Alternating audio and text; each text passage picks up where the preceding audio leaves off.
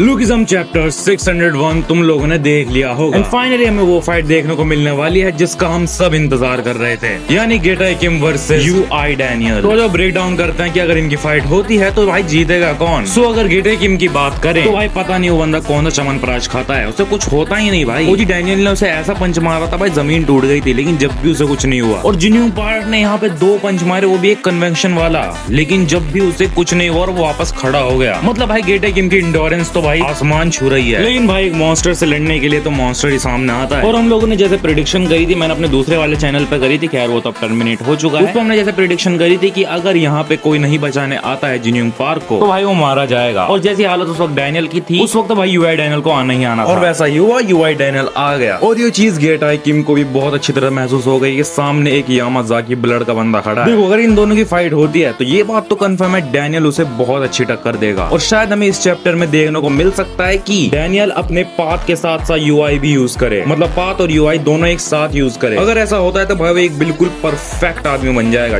Just like SB Daniel. वैसे अगर यहाँ पे एसबी यूआई डैनियल आता तो कौन जीतता। देखो मुझे लगता है कि भाई इस फाइट में भी गेटा किम काफी अच्छा टक्कर देगा, और मुझे लगता है इस फाइट में भी वो जीत जाएगा। मैं ये नहीं कह रहा हूँ कि यूआई डैनियल हार जाएगा, वही होगा जो हर बार होता है, डैनियल बेहोश हो जाएगा। अगर वो अपना साथ में पाथ यूज करे या ना करे, होगा तो वो बेहोश पक्का है। और मेरे ख्याल से फिर गेटा किम भी वही करने वाला होगा, अपनी कुल्हाड़ी वाला खेल, और फिर शायद वापस उन्हें कोई बचाने आ ही जाए। मतलब इतना तो है कि डैनियल मरने नहीं वाला और ना ही जिन्यूंग पार्क मरने वाला है, उन्हें कोई ना कोई बचाने आ ही जाएगा। या फिर जेम्स ली पुलिस को फोन करके उसे वापस रोक लेगा, जैसे जिनरैंग के टाइम पे रोका था। लेकिन इस फाइट में भाई गेटा किम भी स्ट्रगल कर सकता है, क्योंकि अब सामने कोई नॉर्मल आदमी नहीं खड़ा, अब सामने मॉन्स्टर खड़ा है। या फिर ऐसा भी हो सकता है जिसके चांसेस बहुत कम है ये दोनों ही गिर जाएंगे। बाकी बचा चांस हो जिसकी हालत अभी ठीक नहीं है, और वो जो बुढ़ा था आदमी वो तो बेचारा टूट फूट के पड़ा है। और जिन्यूंग पार्क की भी हालत थोड़ी सही नहीं है, उसको भी काफी अच्छा पंच लगा है, तो मेरे ख्याल से वो भी थोड़ी देर तो उठने नहीं वाला। पक्की बात तो है बीच में किसी न किसी का इंटरफेरेंस तो होगा। अगर आपका इसके रिलेटेड कुछ और ओपिनियन है तो मुझे कमेंट सेक्शन में जरूर बताना।